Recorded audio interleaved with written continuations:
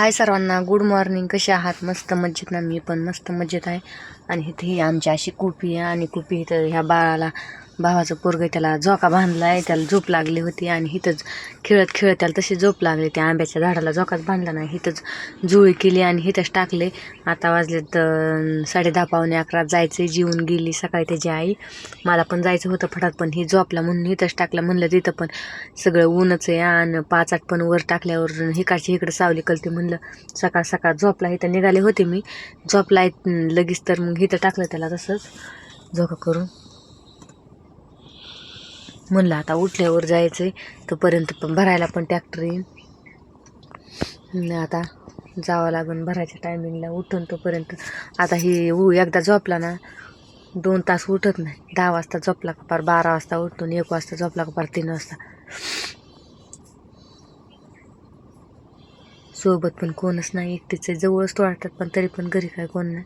म्हणलं ह्याला झोपूस तर आता बाकीचे कामं करून घ्यावं. पाणी पण सुटते रोज, पण आज काय सुटलंच नाही. पाणी शेंदावं लागेल, पाणी शेंदून मग भरावं लागेल. पाणी सुटाना 2-3 दिवस झालं. चला रानात गेल्यावर बाकीचे पण भरायलाही लागल्यावर मग पुढचा व्हिडिओ काढेन. तर चला. तर इथं झालाय सगळा माल इकडं तोडून आता बसल्या. तर आता ट्रॅक्टर पण आला नाही अजून भरायला. मग काय नियोजन करतात काय माहिती. सगळीजण झाल्यात कोणाच्या, म्हणजे 6 जण आहेत, तर 120 130 120 130 एक जणाच्या मोळ्या असतात. तर मग ज्याच्या त्याच्या झाल्या ना मग का बसतात. पण आता पण उशीर होत आलाय पार, ट्रॅक्टर पण अजून भरायला आला नाही. मग काय होतंय काय माहिती, भरतात का काय म्हणते ती. जर उशिरा ट्रॅक्टर आला तरी भरून द्यायचा, मग भरतात का काय काय माहिती. पण सगळी जिकडं तिकडं बसल्या, तर झालाय पार दिवस पण गेलाय आता.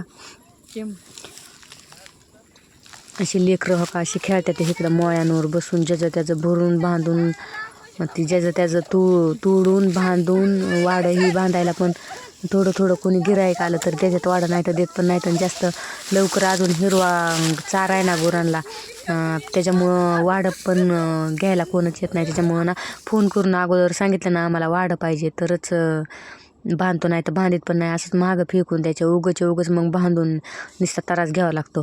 गेल्या वेळेस पण 100-150 भेळं बांधलं आणि तसंच ठेवून दिलं. त्याला कोणच गिराईक आलं नाही, त्याच्यामुळं कोण बांधतच नाहीत. असं इकडं पडलंय, तसंच पडलंय. आता फक्त बागायतदाराला, म्हणजे ऊसाच्या मालकाला 2-2 3-3 कोणी सगळे मिळून 2-2 3-3 बांधून ती बोली असते द्यायची म्हणून 2-2 3-3 देते. ते बांधून बेळच बांधित नाहीत. असं लेकरांना नादवायला काहीतरी चॉकलेटी असं चॉकलेटी आणावं लागतात, म्हणजे एका जागेवर बसून खेळतात. नाही तर रडत पडत सारखं रडायचं पडायचं. पाचटा त्यांना पण ऊन लागतं आणि ती चालाय पण येत नाही ना लहान लेकरांना पटपट 5-8 त्याच्यामुळं पण रडतात. मग अशी चॉकलेटी दिली का एका जागेवर बसून खेळतात सगळे मिळून.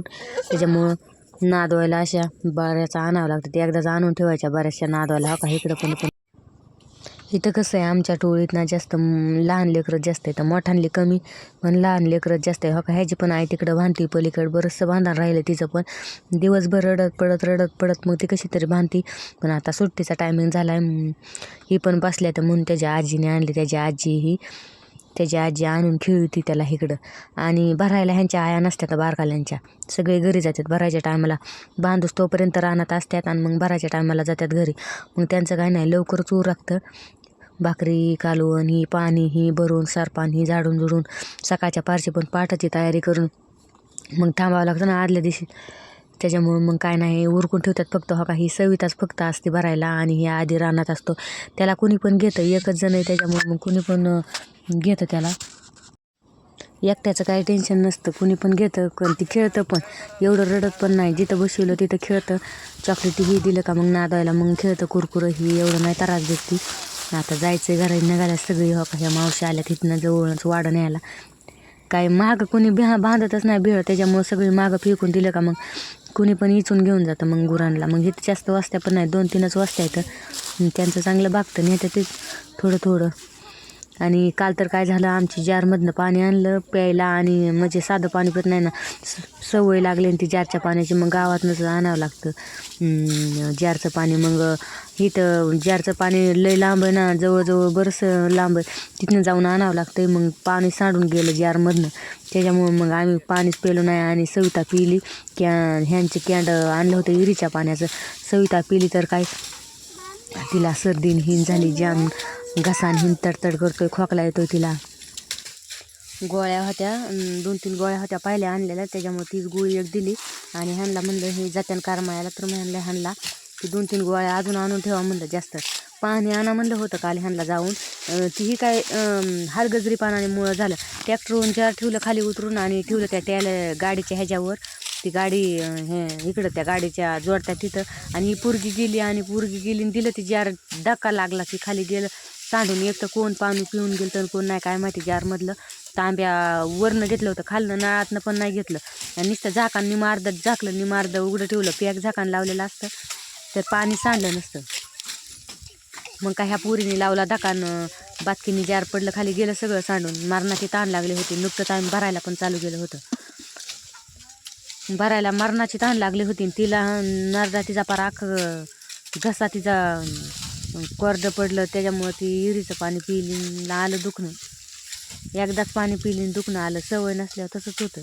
तर चला भेटूया पुढच्या व्हिडिओमध्ये. टाटा.